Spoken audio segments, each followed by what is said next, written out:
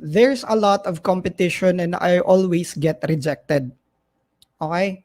Guys, sino yung nakaka-relate sa ganitong statement? Kasi most of the people are like, for me, ganito din ako eh. Nung start ako, sabi ko, nursing ako, tas gusto ko mag-pursue ng design, tas sobrang dami ng competition. Paano kaya? Like, paano ako makakakuha ng client? Ito din kasi yung problem ko nung nag-start ako. There's a lot of competition and marireject lang ako. Before tayo mag-proceed, I want to ask you, kung pupunta kayo sa palengke and then bibili kayo ng itlog, which will you buy? Sabihin natin same size, yung large size na egg. Which will you buy? The expensive one or the cheaper one? Now, what if ganito yung tanong ko sa inyo? Yung pangalawang egg na $5, nakaka-cure ng cancer. Now, which egg will you buy? One or two? Yung cheaper or yung somewhat expensive? Medyo nag-change, no? Nag-cure. Like, naging mura tingnan yung egg na $5, diba? Kasi nag-cure siya ng cancer. Kanina, cheaper yung gusto natin. Tapos ngayon, nag-cure ng cancer na egg. Bibilhin natin. Diba? Nag-change. Guys, eto yung problema. Okay? The mindset and focus of most freelance designers is what's creating the competition. Kasi hindi tayo nagiging different from other designers. Tingnan nyo, pag sabihin natin, like, say for example, you want to become a designer, yung number one instinct mo is, kailangan kong gumawa ng portfolio, kailangan kong gumawa ng sample, kailangan kong i-post yung design ko sa Behance, sa Dribble, sa mga Instagram, sa Pinterest, ganyan. Wouldn't you agree na ganyan din yung mindset ng ibang freelancers, especially yung mga designers? Wouldn't you agree na you're doing the same thing as them? Which is why you're actually just adding, or you're actually just being added to the list of competition kasi nga ginagawa mo yung ginagawa nila eh. 'Di ba? If you want to become different, you have to do things differently. So yun, yung mindset and focus of most freelance designers is what's creating the competition. Now, what do I mean by that? Kasi guys, eto yung client-designer relationship gap. May gap tayo. Kasi iba yung focus or takbo ng utak ng client. And then iba din yung focus ng designer. Usually guys, pag magpapagawa sa inyo si client, eto yung mga tanong nila palagi. Sabihin natin gusto kong magpagawa ng logo. Yung tanong ng client talaga dyan is, how would this logo impact my business? Yan yung first. And then the second is, how quickly can this designer deliver and launch my logo or finish my logo? Yan yung pangalawang question nila palagi. And then pangatlo is, how will this logo help my business in increasing my sales, for example, or increasing my dollar value? Yan yung client's focus. So, if isa-summarize natin siya in just a few words, yung focus ng questions nila is all about return on their investment. Now, dito tayo sa side ng designer's focus. Yung designer, guys, ito yung mga question. Gumagamit ako ng Photoshop. Ano yung bagong Photoshop ngayon? Kailangan ko bang maging Creative Cloud subscriber din? Or umuuso ngayon yung flat design. Ano kaya yung other latest trend para mauna ako? Tapos, yung other question natin as designers or service provider is, paano ko kaya malo-lower yung revision? And then, yung other question is, paano ko kaya malalaman kung ano yung gustong kulay ng client? So, automatically, guys, yung focus ng designer is more on execution, while the client's focus is more on return on investment. So, dyan, guys, nagkakaroon ng gap. Kaya nagsabi ako kanina na yung mindset and then yung focus yung nakaka-create ng competition. Okay? Kasi if you focus on the design trends, if you focus on the design tools, and then if you focus on the style guide, branding guide, mga ano na yan, yung mangyayari, you're not doing anything different from other designers. They're thinking the same way. So automatically, you would not really stand out. Talagang mababaon ka sa competition. Kasi you're not thinking differently. You're not doing things differently. So ano nga ba role yung gagawin? Ito yung another analogy natin. Okay? Meron tayong tinatawag na Seesaw analogy. Okay? Meron tayong Seesaw analogy. So, sabihin na lang natin, guys, na yung bilog na to is yung focus natin. Now, guys, when we put our focus on execution-related stuff, like, ano kayang bagong design trend ngayon? Like, neomorphism ba? Meron pang glass UI, mga ganyan. Maganda ba yung gradient na colors ngayon? Ano yung magandang gradient colors ngayon? Ano yung magandang typography ngayon? Ano yung magandang font? Sabihin na lang natin. Pag ibigay mo yung focus sa mga execution-related questions, yung ma-attract mo guys are low-paying clients. Okay? Kasi those clients are just looking for you to become their hand, to become their assistant, to become their executioner. So, why would they pay you higher if you cannot solve their business problems? You can only solve their her execution problems, 'di ba? So yung ma-attract mo, like if you put your focus on execution related stuff, you're attracting low paying clients. Now, let's switch to the other side. So, kung ilagay mo naman yung focus mo sa business related stuff, yung mangyayari is that everything's gonna be different. You're gonna be attracting high paying clients.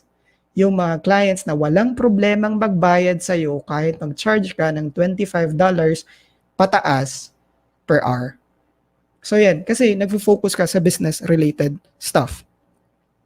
Okay? Now, here's a quote again.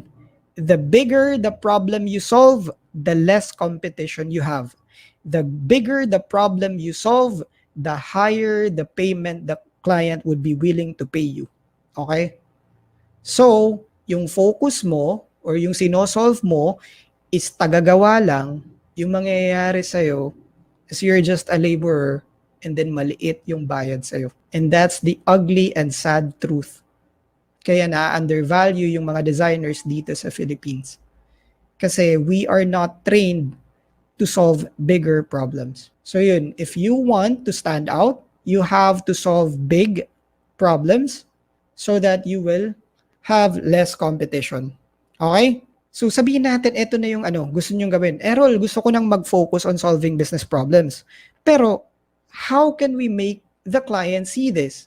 Paano namin mapapakita na nagsusolve kami ng business problem? Hindi na kami yung tipong taga-ayos ng typography. Hindi na kami yung focus sa cursive fonts, mga ganun. So there are 3 non-negotiable requirements. Number 1, you'd have to understand the concept of income stream. Then the next is you have to have a positioning statement that solves income stream problem. And then yung pangatlo is you have to provide upfront value or yung free slice of pizza. So kanina na-discuss ko na to na yung upfront value natin is more on providing site audit or audit. And if hindi nyo alam mag-audit, may YouTube video na you can watch it. Okay? So dalawa na lang yung itatakol natin. So Errol, ano yung income stream? So sa income stream guys, ito yung income stream concept. Sabihin na lang natin, pupunta tayo sa grocery. Yung problema ng grocery owner, or tatlo lang talaga yung problema ng grocery owner. Or kahit ikaw na bumibili sa grocery, you would also notice this. Number 1, papasok ka sa pintuan ng grocery. Number 2, kukuha ka ng items na gusto mong bilhin.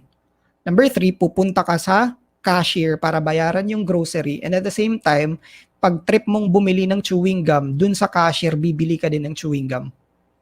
'Di ba? May mga ganun na instances eh. So, ganyan yung behavior sa grocery. Now, sa business, yan yung problema ng mga business owners. Paano ko ma-attract yung mga customers na pumasok sa pintuan ng grocery ko? Next, paano ko mapapabili yung mga customers ko ng item para bayaran nila sa cashier? So, automatically, yung grocery stuff nila. Third is, paano ko sila mabebentahan ulit? Ano yung pwede kong gawin? Kaya, naglalagay sila ng chewing gum dun sa may cashier kasi yun yung way nila para mas ma-increase yung pera nila, yung cash flow nila. So, in other words, kung i-English natin, yung problema talaga ng any business, online man yan or brick and mortar or mga local businesses, tatlo lang. Attracting customers, making them buy again. Tatlo lang. Yan lang yung income stream concept. So, sa marketing concept naman, kasi ito yung kailangan natin gamitin eh. We need to use like marketing language. We need to speak the language of our clients, not the language of a designer. Kasi again, our mindset and focus should be business related, not execution related. Like, I would dare you talk to a client right now using design jargons. I would tell you na hindi, like most of those clients would not even understand you. Kasi they don't speak the same language. And for us to stand out, we need to speak their own language as well. We need to use business-related languages. Ano yung business language na problema nila? Income stream. Tatlo lang. Generate leads, sales, or recovered cart, and then retain customers. So sample natin si Lazada. Lazada or Shopee. 'Di ba nagkaroon ng 9 sales ngayon? Tapos nagbibigay sila ng coupon sa inyo para magkaroon kayo ng discount. That's their doorway para ma-attract kayo na pumunta sa Shopee or sa Lazada na website. Tapos di ba pag magpipindot kayo ng add to cart, yung Limino style, add to cart now, pagpipindot kayo, tapos sabihin natin, you would not continue to order, kumbaga na-close nyo yung browser nyo, hours later, they would email you, oy, nakalimutan mong bilhin to. That is recovered cart. That is sales. Tapos, lastly is retaining customer. Di ba yung ginagawa din sa Lazada is that pinibigyan kayo ng madaming emails na sasabihin, oy, may discount na naman kami dito. That is making you buy again. So, tatlo lang talaga palagi. Ito na naman, Netflix, example. Netflix, example. Ano yung ginagawa ng Netflix para maka-generate ng leads, para magkaroon sila ng sales, para maka-retain ng customers.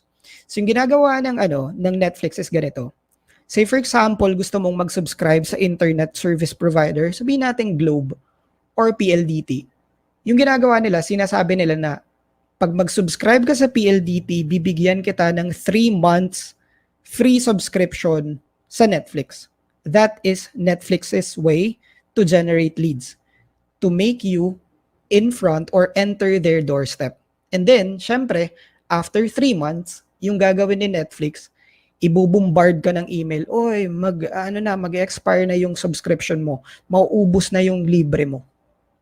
So tendency ikaw, ay shit, may gusto kong panoorin eh. Gusto kong manood ng Money Heist. Gusto kong manood ng ng K-drama, yung Waikiki, mga ganun.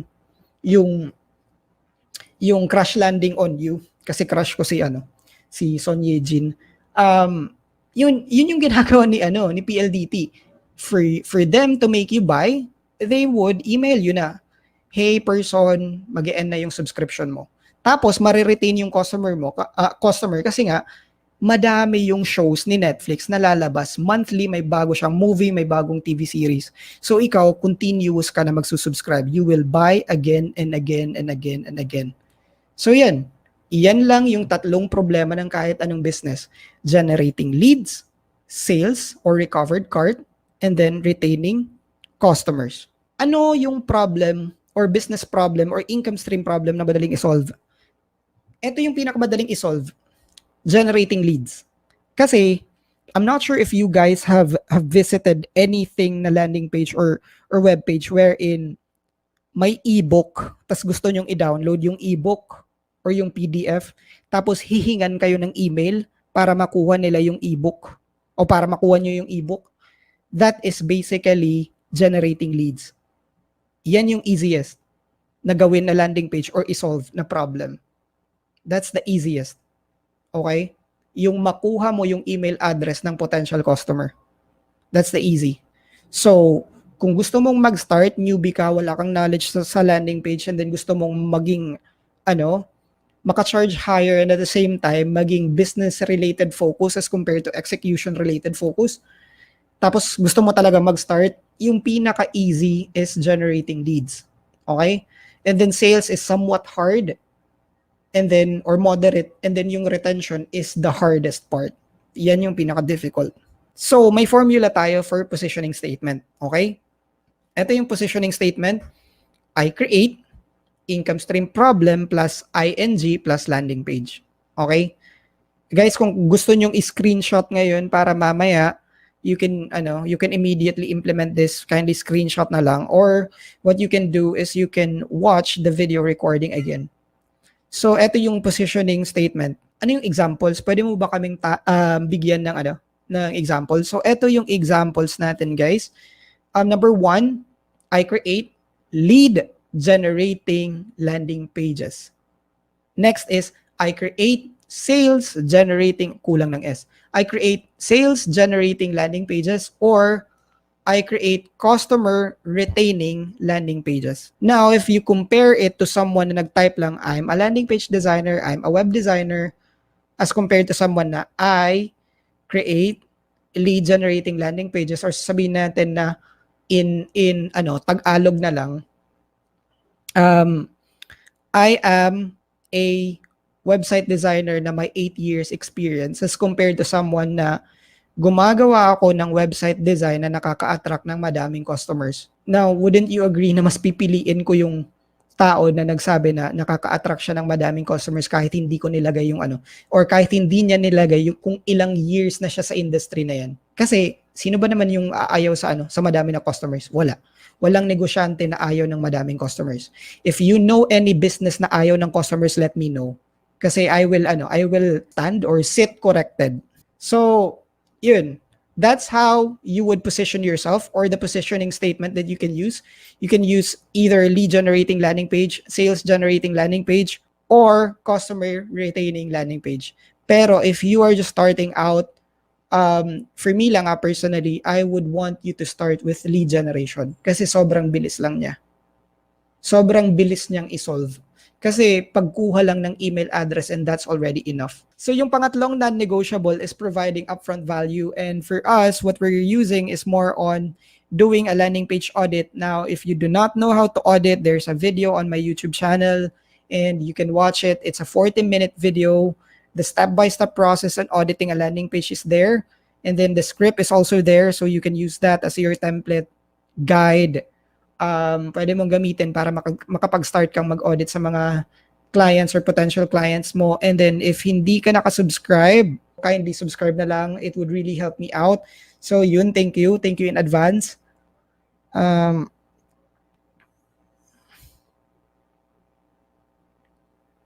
Uy, Madam Palaban, ay natawa tuloy ako. Meron akong nakausap na ayaw niya ng madaming customer, pero ewan ko kung joke lang yun. Di niya daw ma-handle eh. Okay. Yeah, pwede pag hindi na talaga ma-handle. Like may iba talagang client na parang gusto nila muna na mag-set up ng parang system paano makapag-operate in such a way na pwede silang maka-handle ng mas madaming customers. Pero I'm not really sure kung meron talagang client ayaw niya talaga ng madaming customers. Yung iba talaga is pag ganyan na ayaw na nilang customers kasi too much to handle, most of the time the business problem is not the attraction of the customer. It's more on systems na sa operation niya. Arnel Cortez, Coach, tanong lang po, if client have specific landing page builder na dapat gamitin like outbounds, pero na-end. Sige, antayin ko yung yung question mo, kasi hanggang S lang eh, sorry.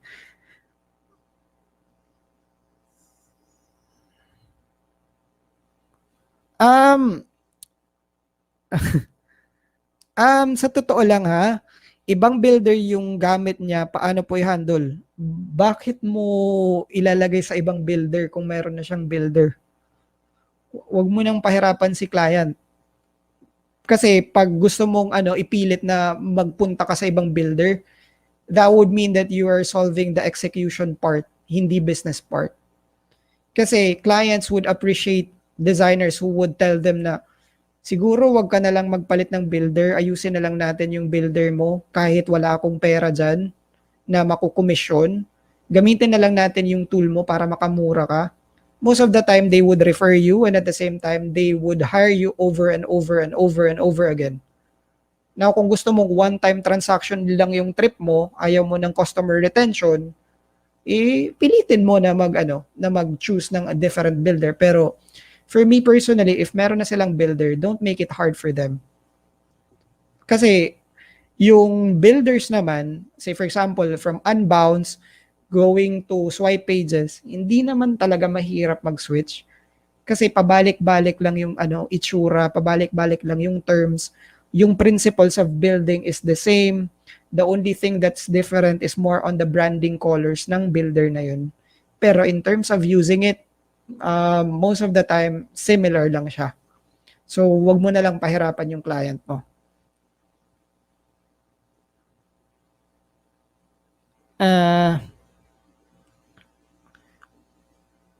Baka naman Madam Palaban ayaw niya ng madaming customers kasi kasi meron kasi kaming karpintero na go-to karpintero namin, no, na ayaw niya ng madaming customers. Yung gusto niya is yung parang yung kilala lang niya kasi takot siya sa pandemic and at the same time diabetic din kasi. So, yung nangyari, ayaw niya na baka yung makuha niyang client is may sakit pala, tas siya, madapuan din siya, tas maging at risk, tapos siya pa yung breadwinner. So, yun, baka what if ganun yung reason, pero I'm not really sure. Medyo segue, no? Sige, diretso tayo. So, yun, if you are saying to yourself na hindi mo kayang mag-stand out dahil sa competition, now guys, competition only exists if you position yourself as someone who's more focused on execution instead of solving business problems. So again, the bigger the problem you solve, the less competition you have. So yun, if you can still get client even if there are many designers who offer the same skill. Why? Because they focus so much on the execution and we have to do things differently. Kailangan natin mag-focus sa business-related problems. So yun, if you're having problems on how to stand out kasi madaming competition, guys, there's already the formula. Meron ng formula on how to use the positioning statement. And at the same time, related pa siya sa income stream. So what's your excuse?